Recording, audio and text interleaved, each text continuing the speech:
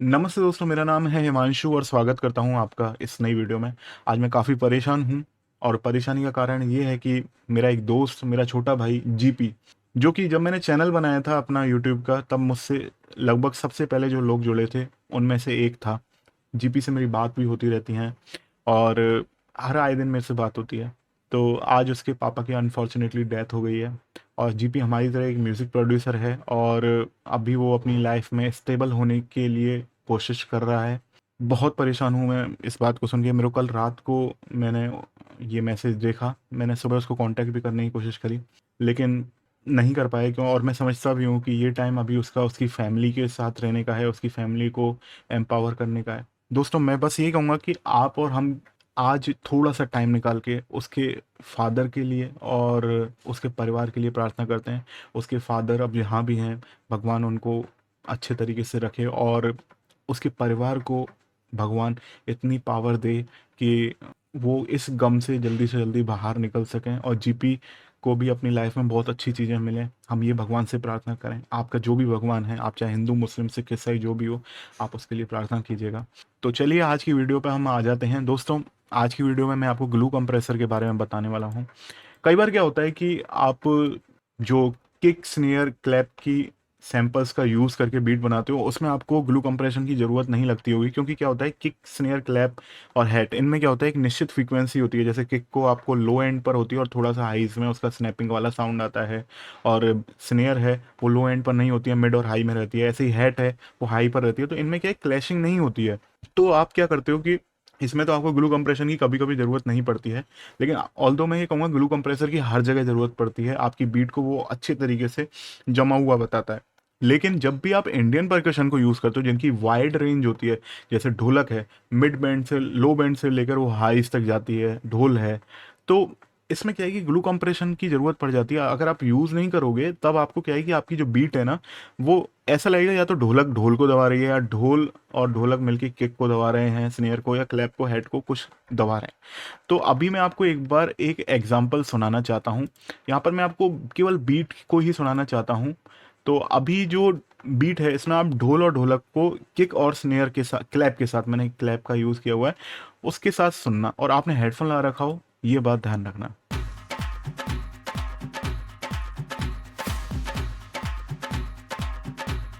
तो यहाँ पर आपको देखो कि जो ढोल का साउंड है ना, वो ऐसा लग रहा है थोड़ा सा उसका वॉल्यूम ज़्यादा है। अब यहाँ पर मैं अगर इसका वॉल्यूम कम भी करूँगा ना, तब भी ये अच्छे तरीके से ग्लू नहीं होगा।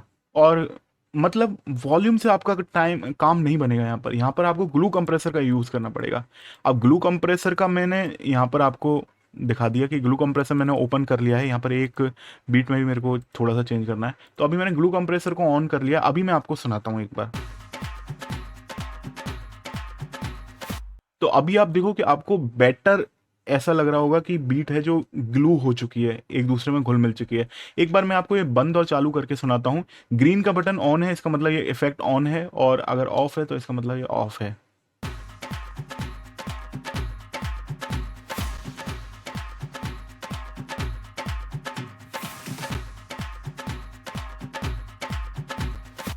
तो आपको डिफरेंस सुनाई दे रहा होगा। बस आपने हेडफोन लगा रखे हो या अच्छी क्वालिटी के, अगर आप इस स्पीकर मॉनिटर पर सुन रहे हो, तभी आपको ये पता चलेगा। अब मैं आपको ये ओपन करके दिखाता हूँ बीट, ये जो न्यूटन है। देखो, न्यूटन में मैंने मल्टी बैंड कंप्रेसर का यूज़ किया है। अब काफ़ी लोग जिनके पास टाइम की कमी होती है, वो क्या करते हैं कि सिंगल बैंड कंप्रेसर का भी यूज़ कर लेते हैं। मैं इसको अभी बंद कर देता हूँ।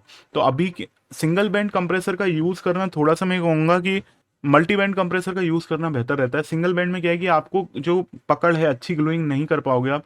हालांकि टाइम की कमी है, तो सिंगल बैंड कंप्रेसर का यूज़ कर लो, वो भी बढ़िया है। तो अभी मैंने यहाँ पर कंप्रेसर को ओपन कर लिया है। यहाँ पर मैं 3 बैंड बनाऊंगा, देखो, 1 2 3। तो लो बैंड, मिड बैंड और हाई बैंड। अभी हम इसको यहाँ पर, ये जो ऑटोमेटिक वॉल्यूम का है, कंपनसेट करने का है, इसको मैं ऑफ कर देता हूँ। तो अभी आप इसका बैंड एक बार अपन देख लेते हैं। अब इसमें बैंड का जो फ्रीक्वेंसी हम यहाँ पर सेट कर रहे हैं, वो आपको इतना सुनना है कि आपको किक का पार्ट है, जैसे लो एंड में है, वो उसमें उसके आसपास कोई साउंड आ रहा है, उसको कितना कंप्रेस करना है, तो उसको कंप्रेस करना है नहीं करना, उस हिसाब से आपको देखना है। ऐसे हाईज को देखना है, मिड वाला ऑटोमेटिकली सेट हो जाएगा। तो हम इसको सोलो करके सुनते हैं।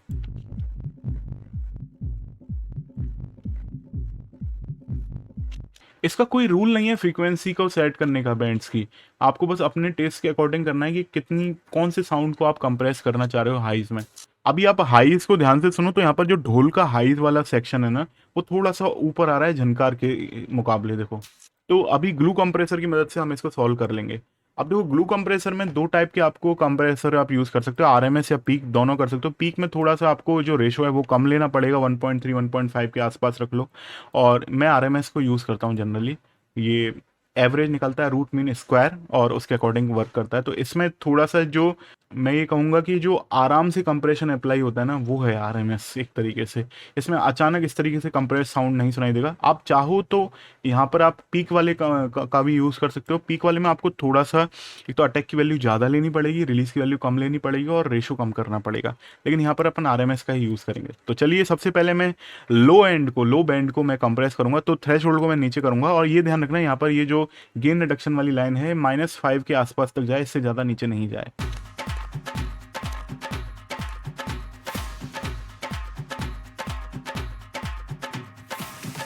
देखो, मैं यहाँ पर सोलो करके नहीं सुन रहा हूँ, ये ध्यान रखना।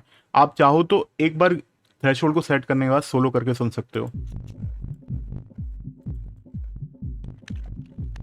मैं यहाँ पर जो अटैक की वैल्यू है वो 35 के आसपास रख रहा हूँ, ताकि जो ट्रांजिएंट है ना, उन पर इफेक्ट नहीं पड़े, जैसे किक है और ये जो ढोल के जो लो बैंड में जो पार्ट आ रहा है, उनको इफेक्ट नहीं पड़े। और साथ ही साथ मैं 60 के आसपास यहाँ पर रिलीज की वैल्यू रखना चाह रहा हूँ।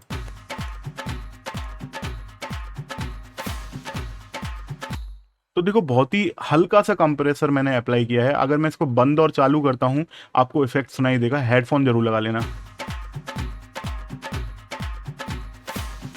बहुत ही हल्का सा आपको इफेक्ट सुनाई दे रहा होगा। लेकिन अभी मैं क्या करूंगा, हाइस को कर लेता हूं। मैं आपको ओवरऑल, मैंने जैसे आपको सुनाया था ना, ओवरऑल आपको तीनों बैंड का एक साथ सुनने में आपको फर्क ज्यादा अच्छे तरीके से सुनाई देगा।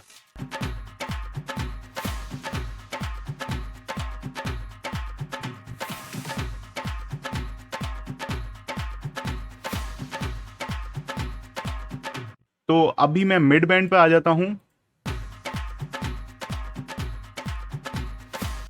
ये बात ध्यान रखना, मिड बैंड बहुत ही इंपॉर्टेंट होता है, क्योंकि हमारी जो फ्रीक्वेंसी रेंज है सबसे ज़्यादा सुनने की, वो 3000 के आसपास की होती है, और मिड बैंड में ये रेंज आती है। तो यहाँ पर आपको कंप्रेशन बहुत ध्यान से करना है। आप चाहो तो यहाँ पर अटैक की वैल्यू बढ़ा सकते हो मिड बैंड में, और अटैक की वैल्यू मैं यहाँ पर 40 कर दे रहा हूँ।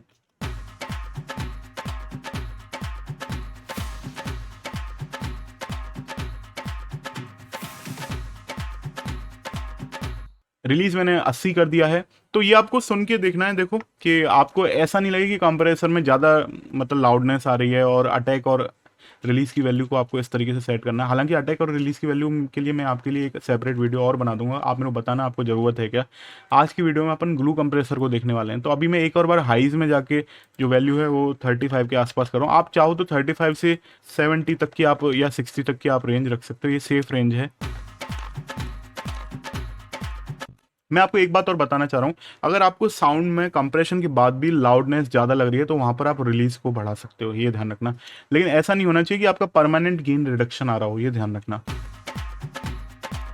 अब देखो, मैं एक बार अटैक और रिलीज के बारे में आपको बता ही देता हूँ लगे हाथ। अगर आपको लग रहा है कि आपके ट्रांजिएंट ज़्यादा दब रहे हैं, मतलब आपकी बीट है वो दबी दबी सी आ रही है, तो वहाँ पर आप अटैक की वैल्यू को बढ़ा दो, है ना। जैसे यहाँ पर अभी 40 ms की हो रही है, तो आप इसको और बढ़ा दो, है ना। ज़्यादातर दबने का जो आपको साउंड होता है ना, वो आपको 5 ms या 10 ms के आसपास सुनाई देता है, लेकिन आप इसको 40-50 कर दो।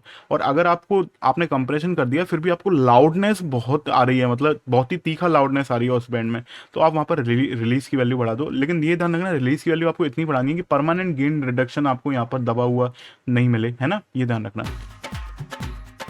जैसे आप देख सकते हो यहाँ पर ये बीच बीच में दब रहा है, बस परमानेंट नहीं आ रहा है। तो ये आपको मिलना चाहिए इस तरीके का। तो अभी हम इसको बाईपास करेंगे।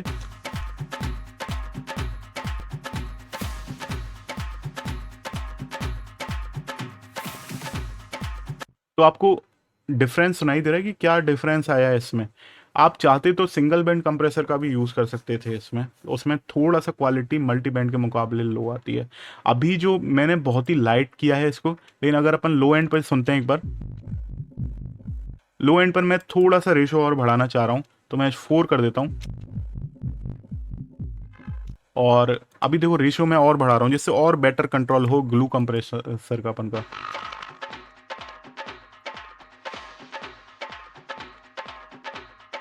यहाँ पर थोड़ा सा मैंने रिलीज बढ़ा दिया है, क्योंकि यहाँ पर अगर इसको अपन सोलो करके सुनना है तो आपको ढोल का जो साउंड है ना वो हल्का सा तीखा सुनाई दे रहा है, लाउड सुनाई दे रहा है। तो ये मैंने इसलिए बढ़ा दिया। अब यहाँ पर अपन चलते हैं हाई बैंड पे। हाई बैंड पे मैं 3:1 को ले रहा हूँ, और अभी हम एक और बार पूरी बीट को सुनते हैं।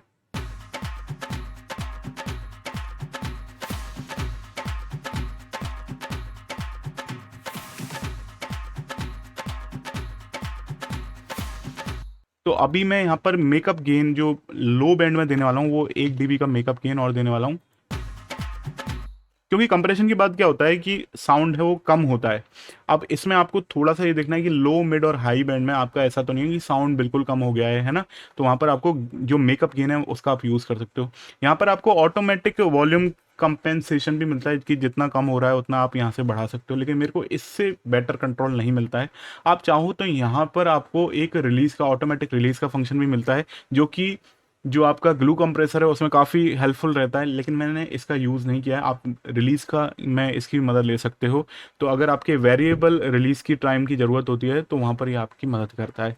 काफ़ी बार जब हम बीट्स को यूज़ करते हैं तो उसमें जो बॉडी होती है, जैसे एक सैंपल होता है उसमें दो पार्ट होते हैं। एक तो ट्रांजिएंट वाला पार्ट होता है जो शुरुआत का होता है ना, स्नैपी साउंड होता है, और दूसरा उसकी बॉडी होती है जिसको सस्टेन भी बोलते हैं। तो अगर वो सस्टेन वाला पार्ट है वो अगर सभी सैंपल्स का अलग अलग है तो आप यहाँ पर इस वाले बटन को एक्टिवेट कर सकते हो और इससे आप यूज़ कर सकते हो।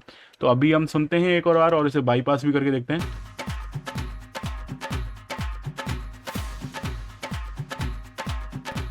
तो ये हमारा सॉन्ग में जो बीट वाला पोर्शन है आप उसको अच्छे तरीके से मिक्स कर सकते हो। एक बात और मैं आपको थोड़ा सा और बोनस टिप्स देना चाहता हूँ कि कई बार आपको हो सकता है ग्लू कंप्रेसर से भी आपका काम नहीं चले, है ना। तो ऐसे में आपको ढोलक का जो लूप है ना उसको भी कंप्रेस करना पड़ सकता है। अब यहाँ पर मैंने सिंगल बैंड कंप्रेसर का यूज़ किया हुआ है। देखो 27 पर मैंने ये जो ढोलक का लूप है इसको कंप्रेस किया हुआ है। अगर इसको मैं बाईपास कर देता हूँ, अभी आप ध्यान से सुनो, ग्लू कंप्रेसर लगने के बाद भी जो ढोलक वाला साउंड है ना वो ओवर पावर कर रहा है। वॉल्यूम को कंट्रोल करने से ये कंट्रोल में नहीं आएगा, है ना, ये दबने लग जाएगा। तो यहाँ पर मेरे को कंप्रेसर का यूज़ करना पड़ा है। अगर आपने हेडफोन लगा रखे हैं अच्छी क्वालिटी के या फिर आपके पास मॉनिटर है तो आपको डिफरेंस नहीं दे जाएगा। ऐसे ढोल पर चलते हैं अपन।